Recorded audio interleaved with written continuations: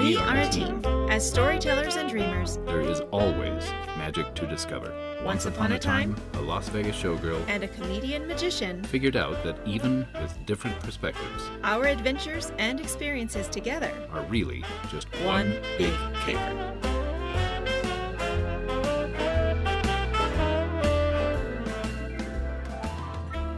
Hello and welcome back to One Big Caper.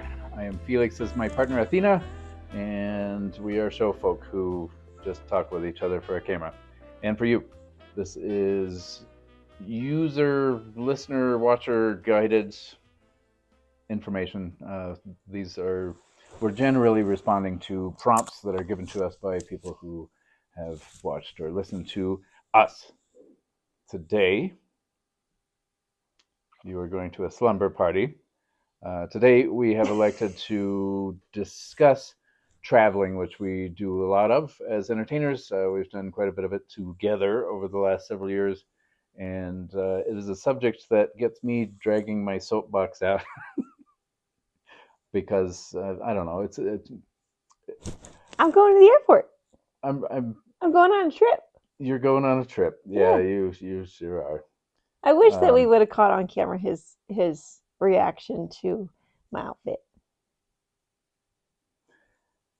Yeah.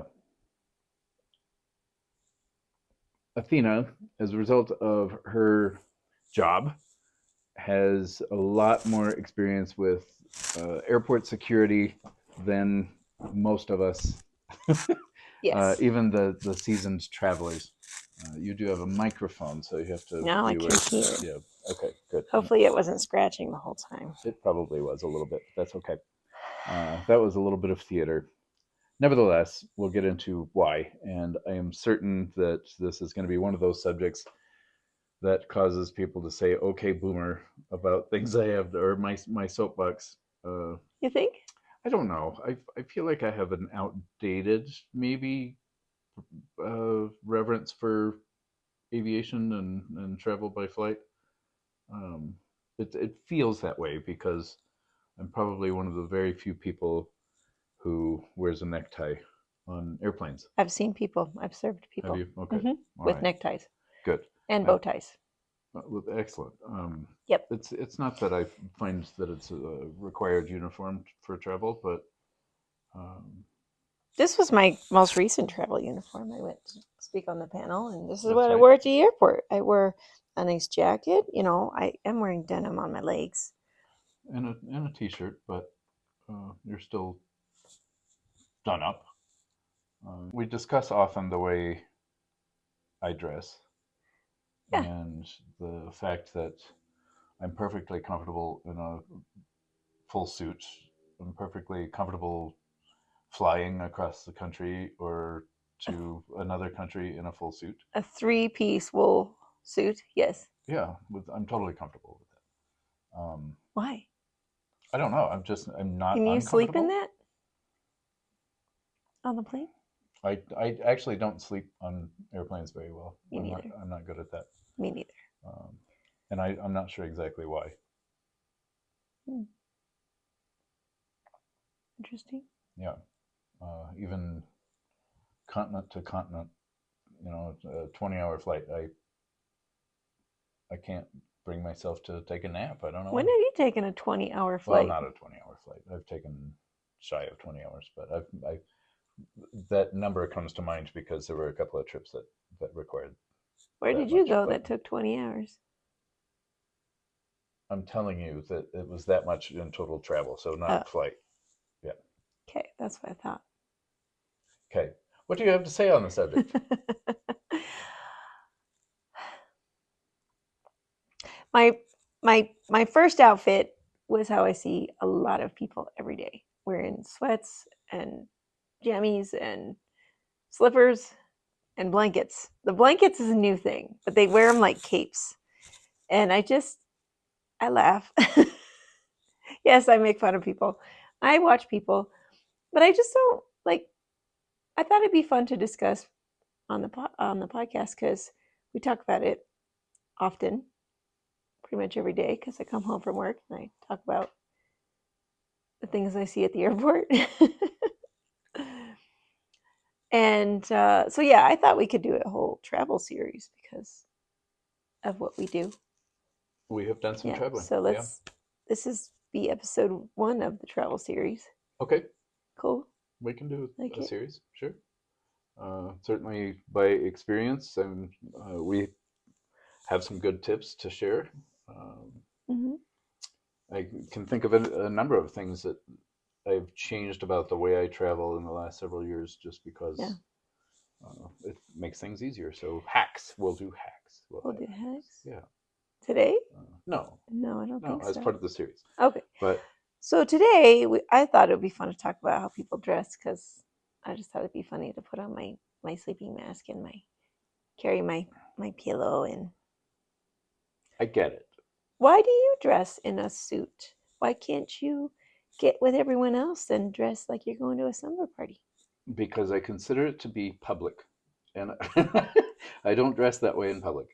Um, I have worn some silly outfits. I do, for example, I do handyman work for a number of elderly people who have homes that need upkeep, and I dress like a handyman, and I have to go out in public, and that doesn't bother me. It doesn't bother me at all to wear my handyman costume in public.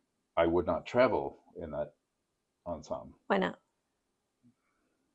I don't know. It's not that I have. It's not that I care what other people think, but I do have, like I said, an outdated reverence for aviation, for the travel by flight.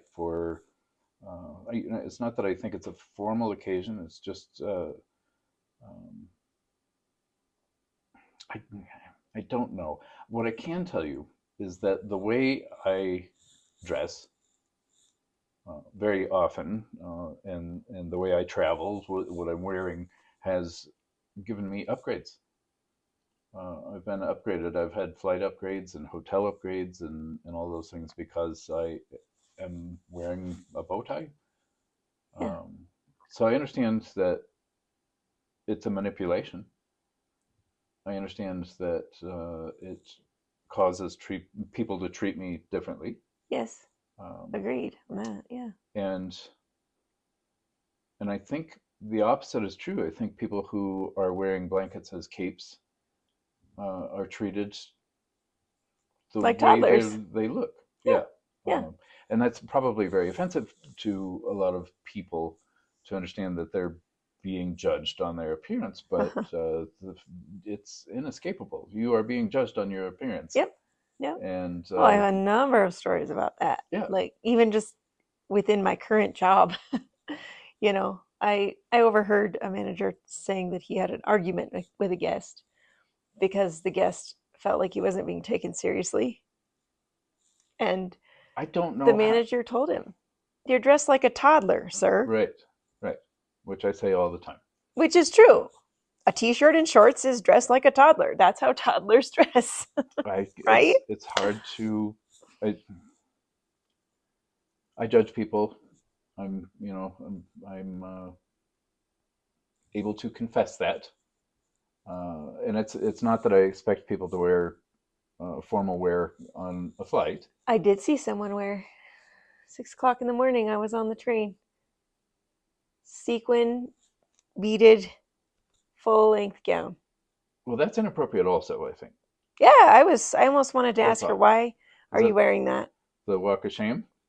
Well, that's what I was trying to figure out. I'm like, it's 6 o'clock in the morning in Denver. She wasn't with anybody. But there was that same, they weren't together, but I did see a guy wearing a tuxedo jacket.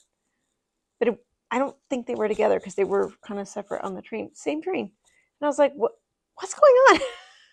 That's very strange. I don't know. Yeah. The only thing that comes to mind is an experience that I've talked about on this podcast where I was booked.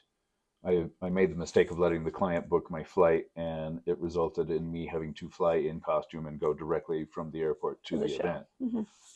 So I had to wear what I was going to wear on stage because I wasn't going to have time to change. But that's the only reason, other than a walk of shame, that I can imagine that somebody's wearing cocktail attire at the airport at 6 o'clock in the morning. Like I could understand if it was like noon. and the flight is 4 hours, and you're going to get off land in and the go evening and go directly directly to an event.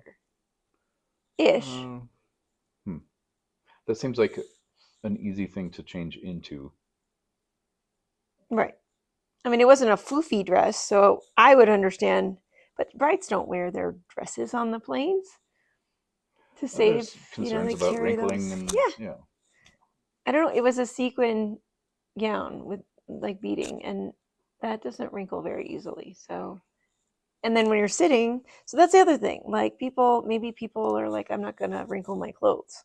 Maybe that's why they don't want to wear their clothes. Maybe they don't have nicer clothes. I don't know. I would say the only clothes that I have concerns about wrinkling would be the linen stuff, like a linen suit jacket or This is his adventure shirt, by the my way. adventure shirt. One of them. This is a cotton one instead of linen. Oh, it's cotton. Yeah, this one's okay. cotton. Nevertheless, but that's a characteristic of linen that I don't find unattractive. But I do have linen jackets or linen suits that probably wouldn't look very nice if I sat in one position for 6 hours. Right. I probably just wouldn't wear those. One of the travel tips, I suppose, is that I generally wear the bulkier clothing that I have so that it makes packing easier. And by bulky, in my case, that would be a wool suit, probably. 100-year-old wool suit. Yeah. Many of my suits are 100.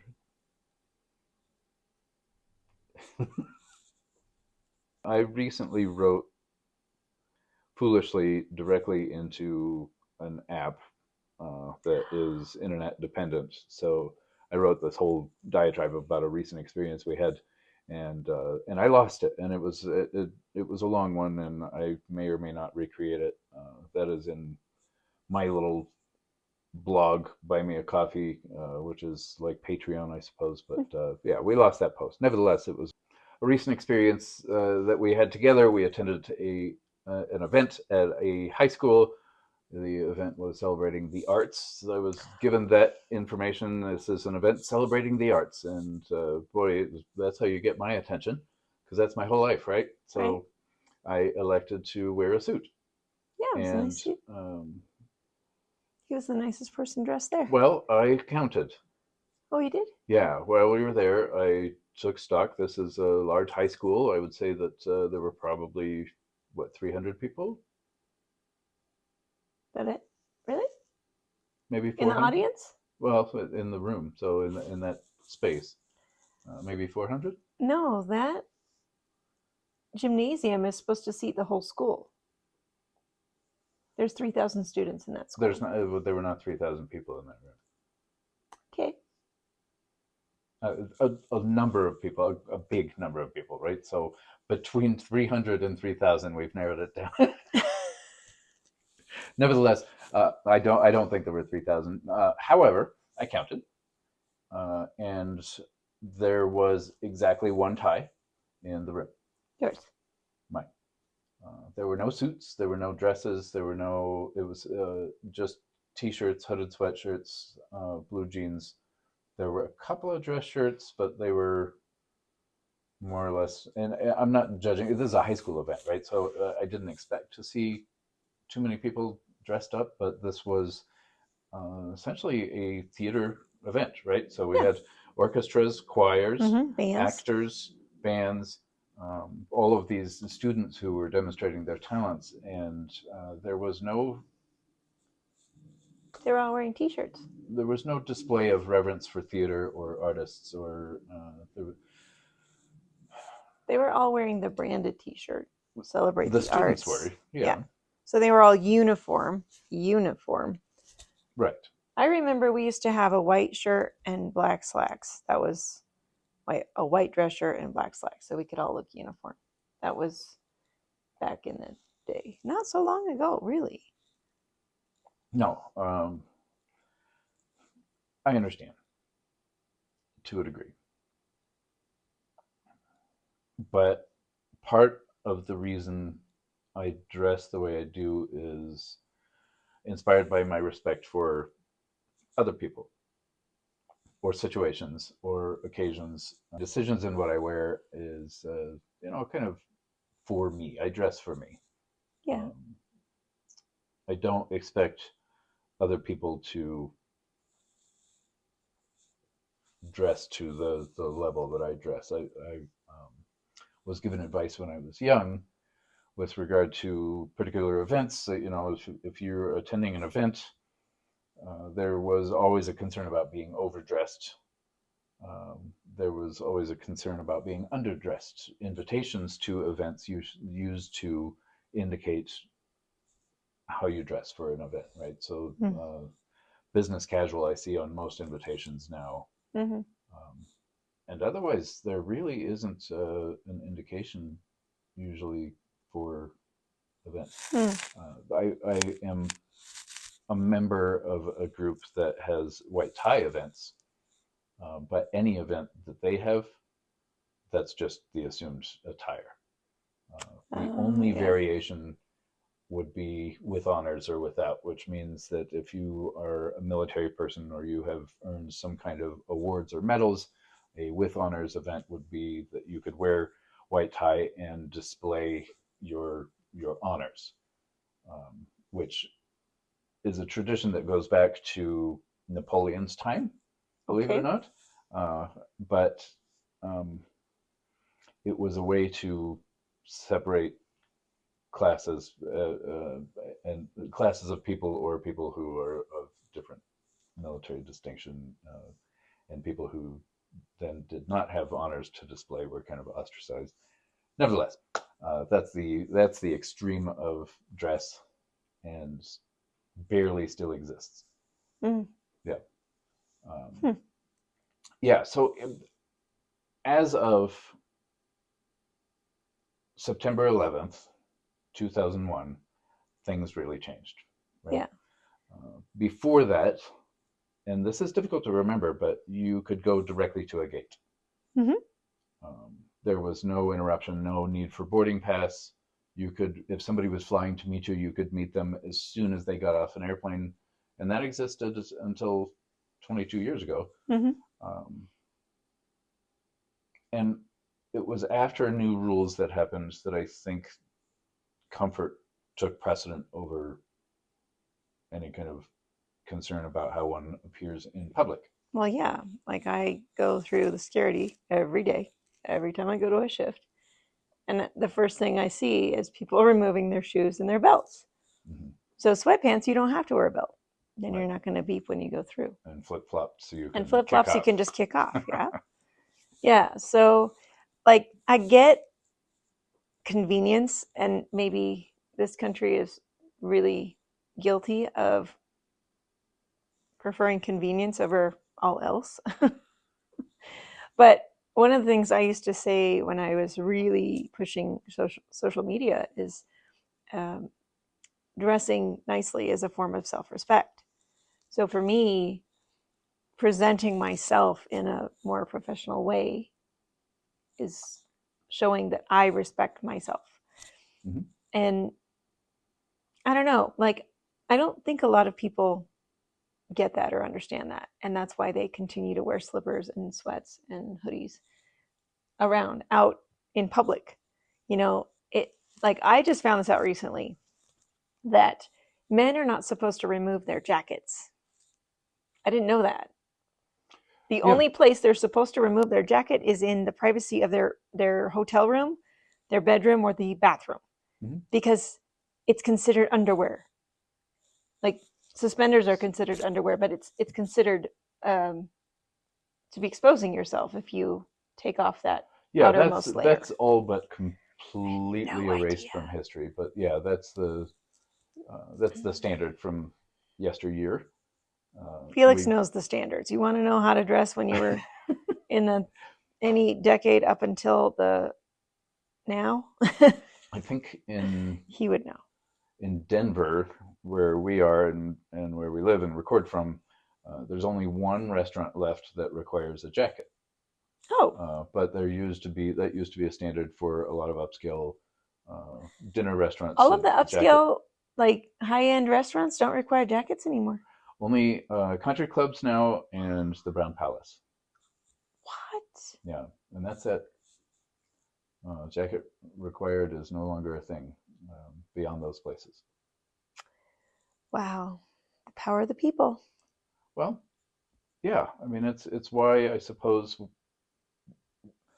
Merriam-Webster's dictionary is updated every year. It's behavioral patterns, and I'm not unwilling to acknowledge changes in psychology and behavior and or social behaviors.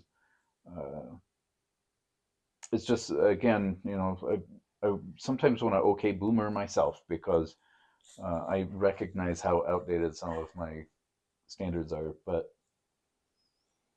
dressing like a toddler in public is something I can't do. Right. Yeah. Yeah. Thank goodness. I just can't. I can't do it. There was one occasion. Here's my juicy bit. There was one occasion early in our relationship with each other that I was dared to wear sweatpants in public, and I did because I don't dare me to do stuff. I dare him all the time. Yeah, he doesn't but always accept the dares. I accepted that one, and it was phenomenally uncomfortable for me. And I was uncomfortable, not because he was uncomfortable. I was like, this is my date. Goodness. Yep. I don't even remember what I wore. I don't even remember what I wore. I definitely was dressed nice. Probably had a skirt with stockings and high heels. And you had sweatpants on. I took the dare. With regard to what one wears to the airport, I'm not here to shame you. I'm not here to shame anyone. I am going to reiterate the absolute fact that we, as people, are treated the way we appear. That's the only information that someone else has to gather about who you are, is your appearance to begin with. Mm-hmm. Your first impression is based on your appearance. Yep. Unless you are encountering a person who is not sighted, and well, yeah, then that's an understandable exception. Sense your energy, smell you. Oh, hear sure, you. yeah. Then there's that. Yes. Yep. That's a whole other ball of wax. Talking about voices. Oh goodness. Mm-hmm. No, I had more to say. I had stories. You had stories. Stories. Stories from the airport. Stories. Denver from International Airport. The airport. Oh, there was a furry one time. They said the guy was running to get to his gate, and he had full furry costume on, and he was carrying his head. I mean, that would be a hard thing to pack. That'd be a hard thing to get through security, and I guarantee that guy was double screened. Fascinating. Guaranteed. Yeah. Yeah. Yeah. Well, we're not supposed to judge people in this day and age, right? And I'm guilty of doing it, and I know that everybody is guilty of doing it. And I've heard that the way out of judgment is curiosity. So then I ask questions. So Okay. Why would someone wear their pajamas out in public? Comfort, and they intend to try to nap on the plane. Yeah. Some people have that superpower. I do not, as we've discussed. I don't either. But how can you sleep in that uncomfortable chair anyway? Unless you paid really a lot for those really next cool, to a stranger. really cool seats that lay down and stuff. There's not really any reason to dress nicely when you're taking a flight. No, except that you care about how you look, and you might be treated differently. Like, you dress the way you dress because you have self-respect. I tease you about your homeless costume because you're not going anywhere in it. Well, and it's so I have to also confess that it is my interpretation of self-respect. I can't say that somebody who dresses like a toddler doesn't have self-respect. That's my perception of them. This is true. Yes, that's very true. That's what I perceive of them, is that they don't have self-respect. Right. So when I was going into the world and people were telling me Like when you go to an interview, don't dress like a slob. Dress nicely, do your hair, do your makeup, all of these things. Is that going away? I don't think so. In that case, that's a situation where you want to put on your best impression, your best first impression, right? We had a dishwasher that was relegated. He wasn't a dishwasher; he was a busser. So he was supposed to take the dirty dishes from the table to the dish pit. And he came in. Our uniform is black jeans and the black branded T-shirt. He came in wearing neon blue pants and an orange T-shirt one day. Came into work like that. And she said, "Nope, you're not going to be working in the front of the house. Go wash dishes." Like, we need a busser to help us do our job. I wasn't there, so I didn't get to see it. But this, I heard, So is that an act of defiance? Or is it an act of unawareness. innocence or ignorance? Yeah, I think it's ignorance more than anything else. But maybe that person wasn't taught we are all in uniform so that we all present a unified front to the guest. We learn that in theater, don't we? Yeah, I'm not certain exactly where I got that, because that was one of the earlier things that was planted in my little brain. Your mom used to play dress up with you and take pictures of you. She wanted me to look like the Kennedy's kid. Wait, really? Yeah. People who came up through the 60s that were, 20-somethings, that was pretty much the standard. The way Jackie dressed her kids was how America dressed their kids. Wow. Yeah. Okie dokie. Yes. Yeah, do you dress nice when you go to the airport? I have to wear black jeans and a T-shirt to go into work. I have my non-slip shoes. I have nothing against blue jeans or, and for that matter, wear sweats all you want. I know that you're being judged and treated based on your appearance.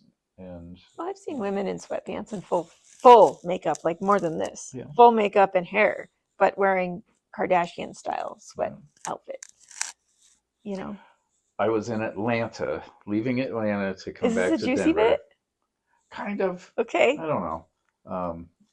There was a group of ladies, Okay. 4 ladies, who were very excited to get on this airplane to go to Colorado. And they had very clearly gone out and bought cowgirl hats and cow boots. Probably spent a fortune, because I know that these were not inexpensive hats.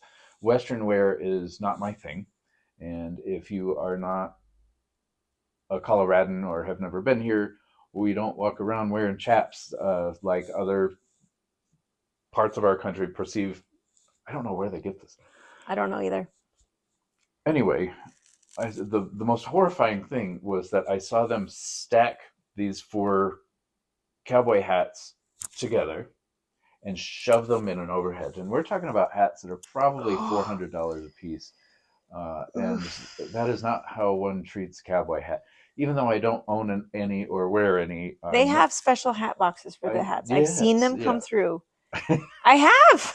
Oh, And they got their big cowboy boots and their jeans, and they have their little I just saw hat carrying case. $1,600 worth of Stetson felt get smashed into an overhead. Yeah, so that was something. But they were dressing for the occasion. The one I bought in 2001, or probably 2001 or 2, was a felt, and I think it was only a couple $100. Mm-hmm.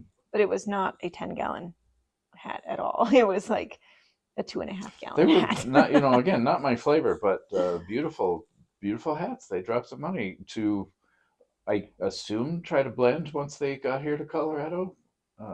They didn't blend. How long ago was that? I'm sure that they were shocked when they got out of the airplane. This would have been 2012 or 13. Okay. Yeah. Wow. All right. Yeah. So about 10 years ago. Wow. Mm-hmm. Yeah, I'll never forget the sight of that. That's hilarious. I'm just trying to identify where the chain got broken, I suppose, and express my willingness to admit that I might be a little outdated. Hold on. I just remembered. Yeah. I got it. Da-da-da-da. Da-da-da. Okay. Okay, so I might have already talked about this before, but when I did an interview for my Showgirls Life podcast, I was talking to one of the older Bluebell dancers who was part of one of the touring companies before they came to Las Vegas. So and this was a big deal in Europe. The Bluebell dancers were like household name. There were cartoons made about the Bluebell dancers, like, satirical. Yeah. Satirical. Wow, I can read it. I can't say it. Satirical cartoons about the Bluebells. So that's how big they were in Europe, and that you can see some of those actually at the UNLV library. There is a collection of some of Bluebell's scrapbooks.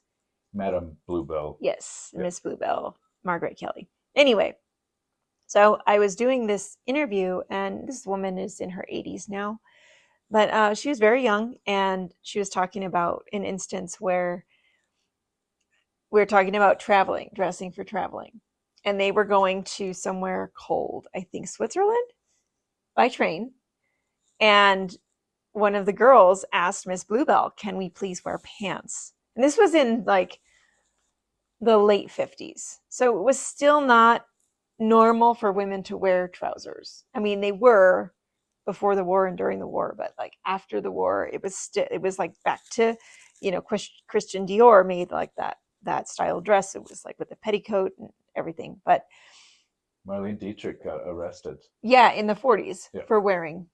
Yeah. Well, maybe it was the 30s for wearing a suit, trousers. Yeah. Anyway, so the girls asked Miss Bluebell, "Can we please, since we're going somewhere so cold, can we please wear pants?" And Miss Bluebell was like, "No, you have to wear your skirt, your whatever length skirt, and your stockings and your high heels."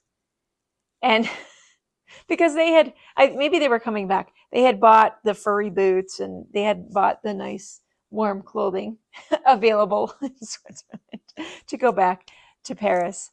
And she said, "Miss Bluebell wasn't even there. We could have gotten away with it, but we were too nice and too proper and too rule following to have broken the rules." The same standards were set for the Ziegfeld girls. And, yeah. The 20s dancers had, like, the company managers would say, "This is how you look when you're not on stage." Yep. And Bluebell's girls were famous for walking two at a time, like Noah's Ark, through the streets to get to their shows, and they were noticed. And that's what brought the crowds in. They were noticed. It was partly marketing, but also to let men know these are classy women, even though untouchable. Yeah.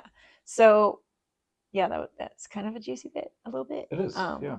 I'm presently mired in some history, some stories that go back to mostly the 30s, but the 1920s and. Well, yeah, I have that book, The Midnight Frolic, and I still can't get through it. It's very dull. She was talking about before she became a Ziegfeld girl, and Gotcha. it's hard to read. Gotcha. So I kind of like left it for a bit, still sitting there in the bookshelf with the bookmark. I'll probably start over. But I have more stories about anyway, that. Yeah.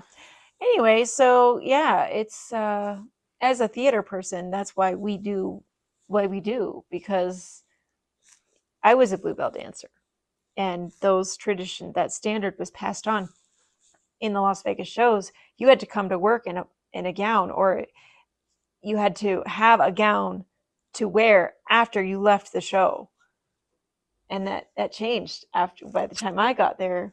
You didn't have to do that. Nope. We could wear warm-up clothes. We could wear whatever. It was 120 degrees outside. Could you walk through the casino that way? So we weren't supposed to. We Right. were told we weren't supposed to. So you could go out to, there was a little back door to get to the light booth, and you could come out and talk to your guests that were coming to watch.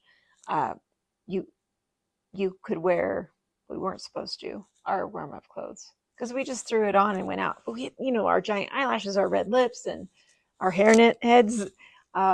So we weren't supposed to do that by the 2000s. They were a little more lenient. But We've talked about that kind of, the relationship and what went through my head on this show before, but what people are willing to wear in public in Las Vegas is it's upsetting, and certainly in close relationship to the way people are willing to travel. Yeah. And which I thought that's why we could have this conversation. So this was not viewer suggested. Gotcha. This was something that I think we started kind of talking about it when we did the Halloween episode. I see. A little bit. So then that inspired me. So, I mean, send us your ideas for chats. Yeah, well, give us some rails to stay on, and we'll stay on those rails. But No, we won't. we have to exhaust this one, or it's going to keep coming up, I guess. So we have to just exercise those Judgmental sensations and judgments, and dress however you want. I have to leave it at that, right? Sorry that I'm judgy, but everybody is. I'm just admitting it in public. Well, I mean, that's why we go good together, because we're both the same. Is that what you wanted me to say? No. Okay, because I he's think like, everybody he's knows that admitted it twice we're now. Snobby, but I almost want to apologize for it, but I can't apologize for it. It's just who I am. So, do you think now people are getting that you dress that way as a blatant, like, to people? I have mentioned before, and this is an absolute fact, and that is that I started wearing neckties and suits and that kind of thing. That all that experimentation for myself started when I was in school, in high school. Yeah. And it was my version of punk rock, because I was doing We can't bleep that. Oh, I did a visual thing if you're listening to this, but I was stirring up the other students. So it was kind of the ultimate punk rock for me, was to stir up the other students with my appearance. And we can get into that another time, but it still is somewhat rebellious, I guess. I don't know how to explain that. I think that his previous example of going to the high school thing was rebellious, because I did not dress as nicely. I was wearing 6 knitted things that I had made. You were a full-time athlete when you were in school, so we had a very different... No, I'm talking about when you just went to the celebration of the arts. What you were versus what I wore. Gotcha. I think he was definitely being punk rock. And like a, na, I have respect for the arts, so I'm really celebrating the arts.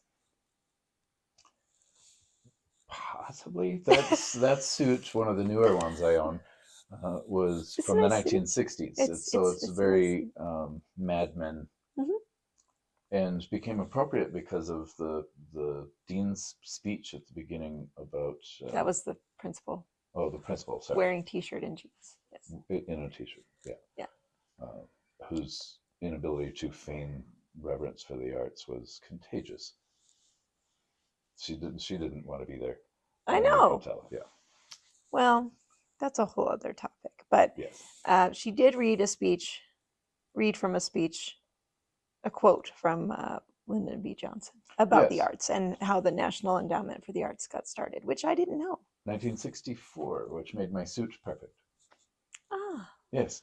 Yeah. Yeah. He's so proud of himself. You should be.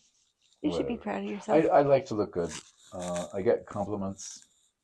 I'm certain that it, over the years, has earned me the attention of people I was attracted to. It's managed to get me upgrades at hotels and on flights. So you have reason to keep dressing this way. Yeah, I do. Yeah, he does, because if he doesn't and he wears his homeless costume, he's going to hear it from me. Sorry, it's just not attractive. It's not sexy. It's not attractive. It's okay. I know you're not doing attractive things. You're fixing toilets and all kinds of stuff. Right. You're not really ever fixing toilets. He's like fixing plaster. Not plaster. We don't have plaster here. I erase holes. He erases holes in the walls. Yeah. So when he's doing like handyman-ish things, I get it. He's not going to wear his suit, his nice suits. You don't want to get those messy. But I still have to make fun of him because he wore sweats to a date with me. Once upon a time. Yeah. Can say I did. I feel complete. I finally figured out what I was trying to say You remembered? 15 minutes ago. Okay. Yep. Story about the Bluebells. Gotcha. Carrying on the traditions. I like it. I like the tradition. I like the ceremony and ritual of getting ready. And yes. We've talked about that before. We'll probably bring it up again. Yep. Certainly a mood setter. I'm curious. I think I forgot to write it down, but we do have rituals for getting ready, and I kind of want to walk people through that. Well, we'll find out where Yours. where that belongs. Even the ritual of packing will be. That's going to be attacked, one so fun in this series Yeah. about travel. Yes. Yes. Okay. Let's do it. All right. Join us for another one.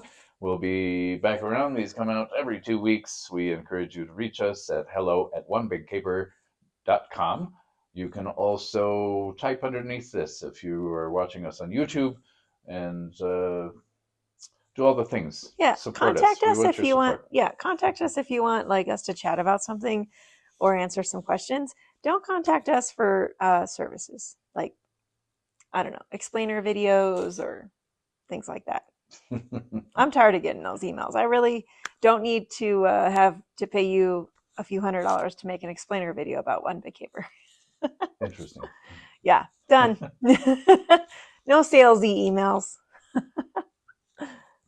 Unless you want to take our picture. Thanks for paying attention. We can't keep doing this without you.